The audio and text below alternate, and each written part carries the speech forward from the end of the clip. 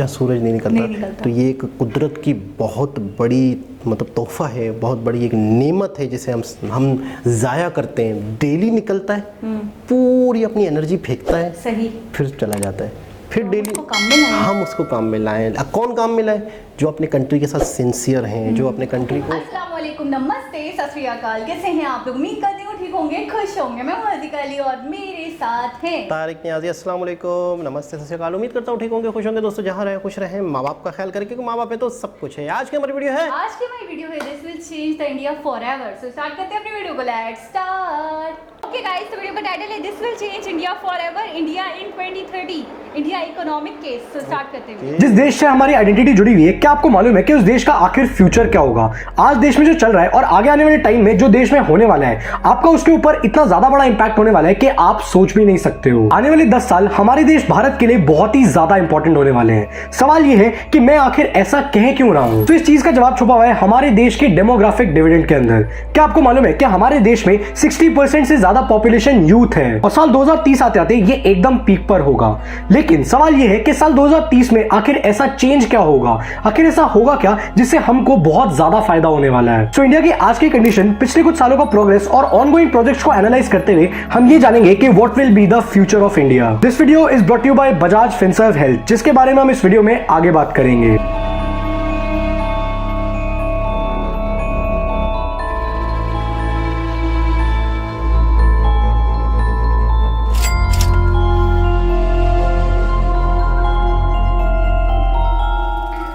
साल 2020 में इंडिया में कोविड हिट किया, जिसका नुकसान हम आज तक होते हुए देख रहे हैं। लेकिन आने वाले टाइम में हमारा देश इस कोविड की सिचुएशन से पूरी तरीके से रिकवर कर जाएगा। धीरे धीरे कोविड का इंपैक्ट कम होता जाएगा और सारी चीजें नॉर्मलाइज होती जाएंगी और यहाँ से हमारे देश के लिए एक्चुअली में चीजें बदलनी शुरू होंगी। एंड यू नो व्हाट, आगे आने वाले 10 सालों में आपको एक चीज तो गारंटीड देखने को मिलेगी, वो चीज है बुलेट ट्रेन्स। तो इंडियन गवर्नमेंट ने ऑलरेडी बुलेट ट्रेन प्रोजेक्ट्स के ऊपर काम करना शुरू कर दिया है, जिसकी स्टार्टिंग मुंबई टू अहमदाबाद के हाई स्पीड रूट से हो गई और देखते ही देखते कुछ ही सालों में जापानीज टेक्नोलॉजी से बनी ये हाई स्पीड ट्रेन हमारे देश के कई सारे राज्यों को आपस में कनेक्ट करेगी। और फिर दिल्ली से मुंबई जाने में जो ट्रेन का सफर आपको 16 से 24 घंटे का पड़ता था, वो आप 2 से 3 घंटे के अंदर अंदर कवर कर पाओगे। इसके साथ साथ हमारे देश में जिस स्पीड से मेट्रो लाइन डेवलप होती जा रही है ना, साल 2030 आते आते हमारे देश के हर एक शहर के हर एक कोने को मेट्रो आपस में कनेक्ट करेगी, जिससे लोगों का टाइम और पैसा दोनों बचेगा। और एक चीज तो ऐसे आने वाली है जो आपके होश उड़ा देगी, उस चीज का नाम है मेट्रीनो। ये एक तरह की एयर टैक्सी होगी जो कि एयर रेल्स पे ट्रॉलीज की तरह इलेक्ट्रिकली बिना किसी ड्राइवर के ऑपरेट हो रही होंगी। बस आपको अपने फोन में एक ऐप के थ्रू इनको बुलाना होगा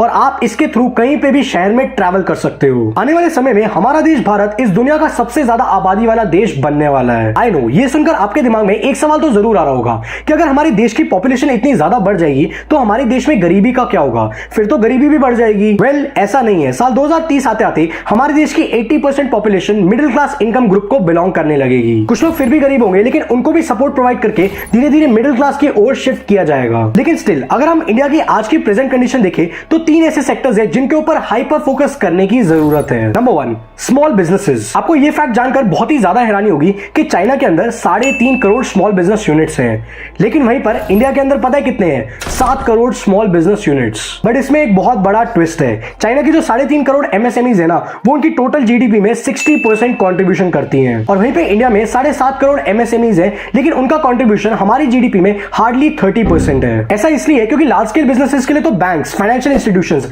एंड इनफैक्ट कंसल्टेंसी भी हमेशा हाजिर होती है, लेकिन बहुत ही कम लोग हैं जो स्मॉल और मीडियम साइज बिजनेसेस को एम्पावर कर रहे हैं। वैसे अभी हमारी गवर्नमेंट ने इन एमएसएमईज को सपोर्ट करने के लिए काफी सारी स्कीम्स निकाली है और गवर्नमेंट इनकी तरफ अपना सपोर्ट धीरे धीरे बढ़ाती जा रही है। सेकंड सेक्टर है इंफ्रास्ट्रक्चर। किसी भी कंट्री की बैकबोन उनका इंफ्रास्ट्रक्चर होता है। जिस भी कंट्री के अंदर इंफ्रास्ट्रक्चर बहुत अच्छा होता है ना, उस कंट्री की डेवलपमेंट होने में आधा समय लगता है। बिजनेसेस से लेकर आम आदमी, एक अच्छे इंफ्रास्ट्रक्चर का फायदा हर किसी को होता है। इंफ्रास्ट्रक्चर को बहुत ही स्पीड से डेवलप करने के लिए गवर्नमेंट ने bullet train project, smart city projects, metro lines और हाईवे कंस्ट्रक्शन, हर चीज के अंदर पैसा लगाया हुआ है ताकि साल 2030 आते आते इंफ्रास्ट्रक्चर इतना ज्यादा स्ट्रॉन्ग हो जाए कि सारी चीजें वेल कनेक्टेड हो। और थर्ड और सबसे ज्यादा important sector, health care. India वैसे तो हेल्थ केयर के मामले में काफी अच्छा कर रहा है, लेकिन स्टिल हम लोग अभी भी बहुत सारे देशों से बहुत ज्यादा पीछे हैं। और हम लोग कितना पीछे हैं इस चीज का एहसास तो पूरे देश को कोविड की सेकंड वेव के दौरान हो ही गया था। ना तो बेड्स थे, ना ही ऑक्सीजन सिलेंडर्स, और ना ही इतने डॉक्टर्स थे कि वो सारे के सारे लोगों को अच्छे से ट्रीट कर पाए। मोस्ट इंपॉर्टेंटली हमारे देश में आज भी लोग ना हेल्थ को एज अ प्रायोरिटी नहीं बल्कि एज अ ऑप्शन ट्रीट करते हैं। जिससे पता है होता क्या है, जब भी किसी फैमिली को हेल्थ रिलेटेड प्रॉब्लम्स आती है ना, तो उन्हें ऐसे ऐसे इश्यूज फेस करने पड़ते हैं जो अगर हम हेल्थ को प्रायोरिटी देना तो नहीं करने पड़ेंगे। क्या आपको मालूम है कि आज भी हमारे देश में जब लोगों को हेल्थ केयर की जरूरत पड़ती है ना, तो 70% से ज्यादा लोग पैसे ना होने के कारण या फिर हेल्थ केयर से रिलेटेड खर्चों की चिंता से अच्छे ट्रीटमेंट्स नहीं ले पाते। और यही चीज आपको और मुझे मिलकर बदलनी होगी। पहले के टाइम पे हेल्थ पर उतना ध्यान नहीं भी देते थे ना तो चल जाता था, क्योंकि ना तो उस टाइम पे इतना ज्यादा पॉल्यूशन था, ना ही चीजों के अंदर इतनी ज्यादा मिलावट थी, और ना ही हम सब लोग इतना ज्यादा सेडेंटरी लाइफस्टाइल जी रहे थे। लेकिन आज सब कुछ बदल गया है, और हेल्थ केयर को आगे ले जाने के लिए ना बजाज फिनसर्व हेल्थ ने आपके लिए आरोग्य के हेल्थ प्लान लॉन्च करे हैं। ये एक ऐसा प्लान है जो आपको कंप्लीट हेल्थ कवर प्रोवाइड करता है। मैं आपको अभी इस प्लान की कुछ यूनिक बातें बताता हूं। नंबर 1, ये प्लान आपके रेगुलरली सारे हेल्थ से होने वाले खर्चों को कवर करता है, जैसे कि इन क्लिनिक डॉक्टर कंसल्टेशन, जिसका मतलब कि अगर आप डॉक्टर के पास केवल कंसल्टेशन के लिए जा रहे हो ना, तो उसके एक्सपेंसेस भी इस प्लान के अंडर कवर होते हैं। इसके अलावा अगर आप टेली, वीडियो और ऑडियो कंसल्टेशंस ले रहे हो तो वो भी इस प्लान के अंडर कवर होते हैं। और ये चीज सिर्फ कुछ ही बीमारियों के लिए नहीं बल्कि हर हेल्थ रिलेटेड प्रॉब्लम के लिए है। अगर मान लो डॉक्टर ने कभी आपको कोई लैब टेस्ट करवाने के लिए बोला, तो उसका जो खर्चा है वो भी आपका इस प्लान के अंडर कवर हो जाता है। और यहाँ तक कि दवाइयों की खरीदारी, हॉस्पिटल का रूम रेंट और काफी सारी चीजों के ऊपर आपको नेटवर्क डिस्काउंट्स भी मिलते हैं। और सिर्फ इतना ही नहीं, इन सब बेनिफिट्स के साथ साथ आपको ये health plan health insurance cover भी देता है। And the best thing is कि Aarogya care plans are available for 492 rupees per month on 0% EMI। अगर आपको भी आरोग्य केयर हेल्थ प्लान्स के बारे में और ज्यादा इंफॉर्मेशन चाहिए तो लिंक मैंने आप सब लोगों के लिए डिस्क्रिप्शन में डाल दिया है। लेकिन पता है सबसे ज्यादा इंटरेस्टिंग बात क्या है, कि आने वाले टाइम में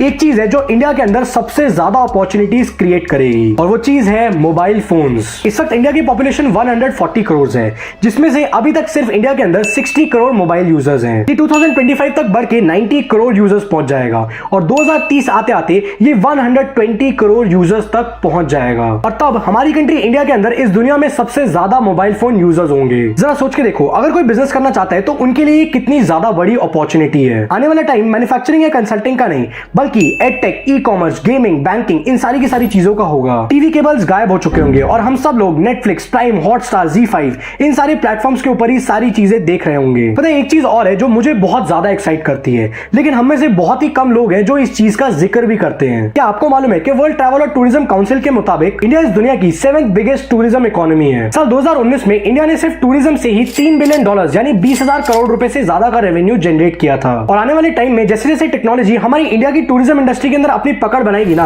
तो हमारा ये नंबर और ज्यादा जंप हो जाएगा। क्योंकि वैसे तो हमारा देश भारत इस पूरी दुनिया के 24% लैंड मास के ऊपर बना हुआ है, लेकिन हमारी इस एक कंट्री के अंदर ऊंचे लंबे पहाड़, बड़े गर्म रेगिस्तान, घने जंगल और स्पॉटलाइट बीचेस भी हैं। यानी हमारी कंट्री के अंदर हर एक कल्चर का अपना एक सिग्निफिकेंस है, और आने वाले टाइम में ये चीज टूरिज्म को बहुत ज्यादा बढ़ावा देगी। गल्फ कंट्री सुंदर भी बहुत है और अमीर भी, लेकिन वो ये सारी चीजें नहीं कर पाते अगर उनके पास स्टार्टिंग में ऑयल का सपोर्ट नहीं होता। तो ज्यादातर मिडिल ईस्ट ऑयल इकोनॉमी के ऊपर ही खड़ी हुई है। लेकिन क्या आपको मालूम है कि इंडिया के पास एक ऐसी स्ट्रॉन्ग एडवांटेज है जिसके चलते आने वाले टाइम में ज्यादातर वेस्टर्न कंट्रीज इंडिया के ऊपर डिपेंडेंट हो जाएंगी। वो चीज है रिन्यूएबल एनर्जी। आने वाले टाइम में इंडिया इस दुनिया का सबसे बड़ा रिन्यूएबल एनर्जी का पावर हाउस बनने वाला है, और ये होगा क्योंकि इंडिया के पास ये दो चीजें हैं। Number 1, land. इंडिया के अंदर लैंड मास बहुत ज्यादा है, तो इंडिया रिन्यूएबल एनर्जी के प्लांट्स जैसे कि सोलर प्लांट्स और हाइड्रो पावर प्लांट्स बहुत इजीली सेटअप कर पा रही है। And number 2, outstanding geographical advantage. So India का 60% एरिया ट्रॉपिक ऑफ कैंसर और इक्वेटर के बीच में आता है, जिसके चलते हमारी कंट्री बहुत ही इजीली सोलर एनर्जी को हार्नेस कर सकती है। और क्योंकि वेस्टर्न कंट्रीज के पास ये ज्योग्राफिकल एडवांटेज नहीं है, तो वो सारी की सारी कंट्रीज आने वाले टाइम में इंडिया के ऊपर ही रिन्यूएबल एनर्जी के लिए डिपेंडेंट होंगी। हमारा देश आज बदल रहा है, और मुझे यकीन है कि कुछ ऐसा बदलेगा कि आने वाले टाइम में हर एक कंट्री इंडिया को देखकर इंस्पायर होगी। आज इंडिया ग्लोबल पेटेंट्स में 10th, फार्मा मैन्युफैक्चरिंग में 3rd और मिलिट्री पावर में 4th रैंक पर आती है, और मुझे इस बात का बहुत ज्यादा गर्व है। ये वीडियो आपके और मेरे और हमारे देश के नाम थी। और हाँ, ये बात 100% सच है दैट हेल्थ इज वेल्थ, जिसके लिए आप आरोग्य के हेल्थ प्लान्स को भी चेकआउट कर सकते हो। The link is in the description. By the way, क्या आपको किसी ऐसी इन्वेस्टमेंट अपॉर्चुनिटी के बारे में पता है जहां पर रिस्क तो बहुत कम हो लेकिन रिटर्न्स बहुत ज्यादा अच्छे मिल जाएं? अगर आपको भी ऐसी अपॉर्चुनिटी के बारे में जानना है ना, तो ये राइट वाली वीडियो जरूर देखना।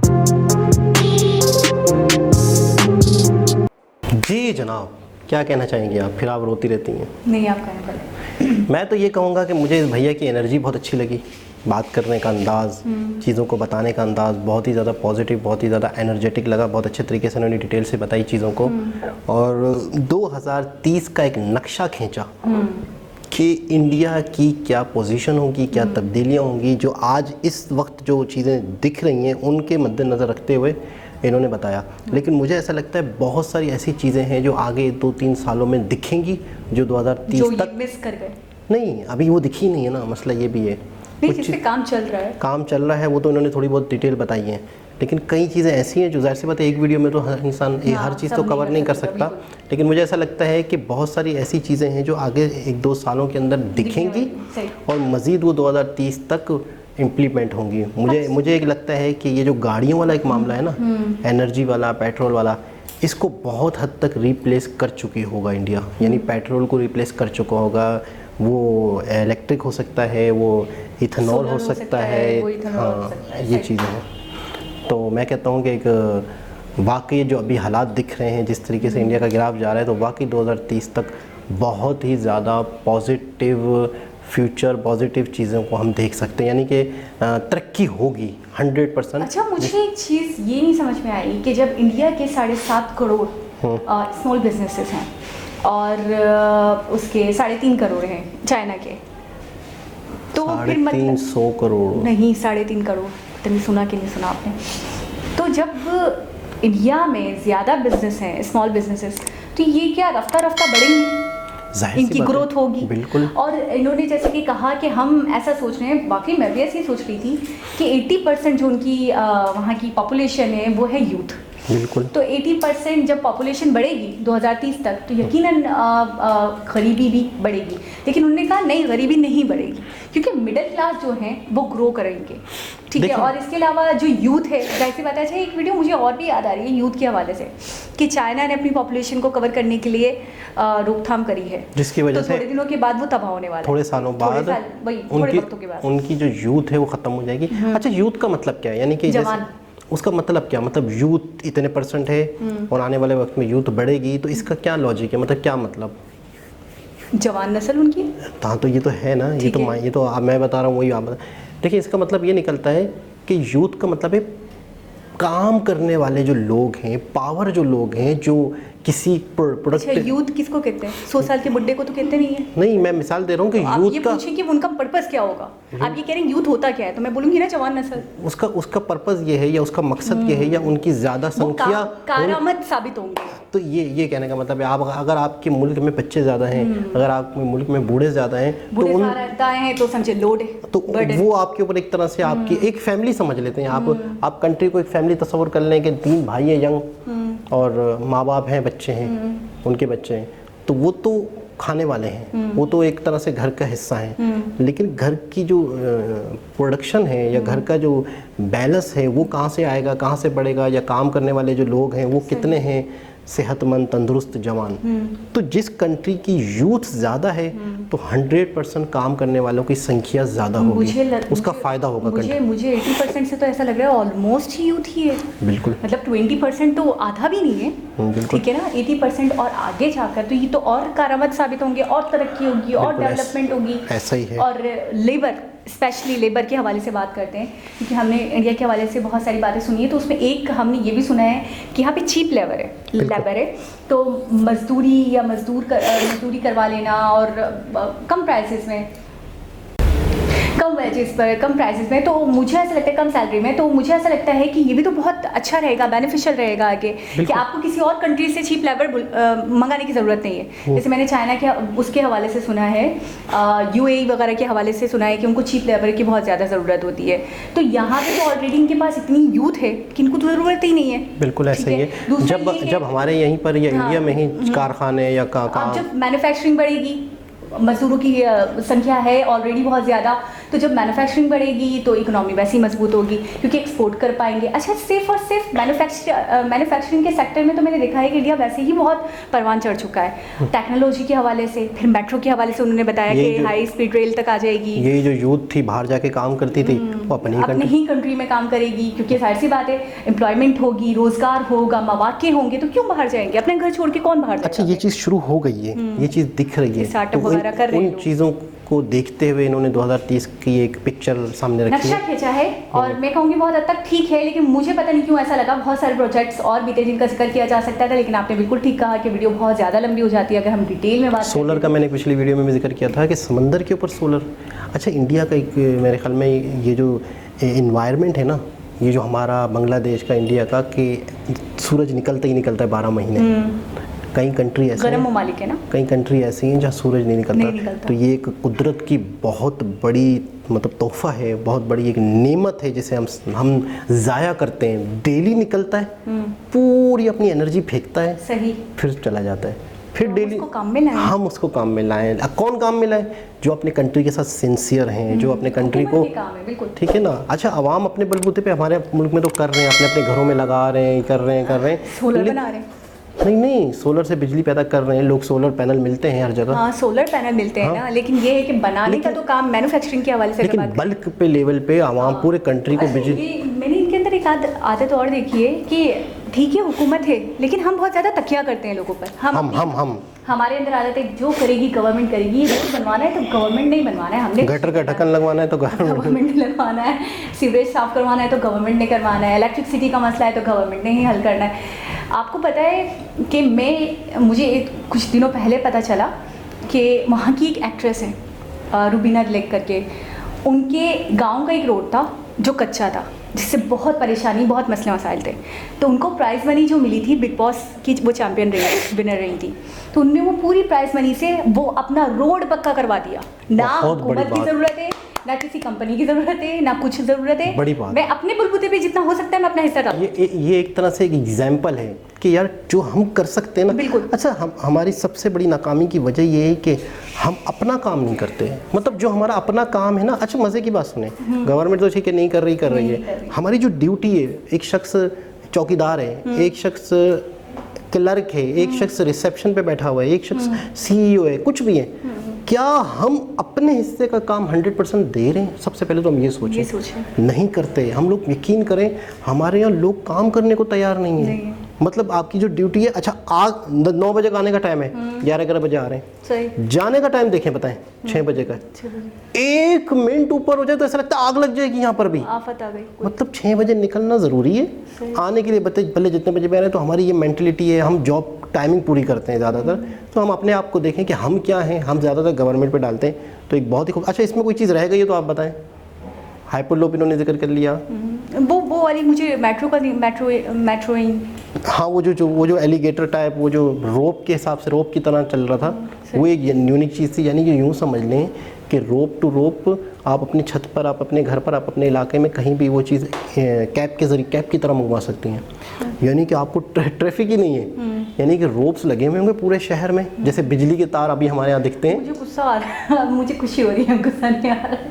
यार गवर्नमेंट अपने लेवल पे इतने काम कर रही है, लोग जिनसे जितना बन पा रहा है वो अपने लेवल पे इतना काम कर रहे हैं, तो वो तरक्की नहीं करेंगे तो हम तरक्की। टेंशन नहीं ले, बस थोड़ा मुझे मौका मिले, मुझे मौका मिले। बहुत ही खूबसूरत, बहुत अच्छा लगा 2030 में इंडिया की क्या पोजीशन होती है। दोबारा किसी हिसाब से मुलाकात होगी, जब तक के लिए अल्लाह।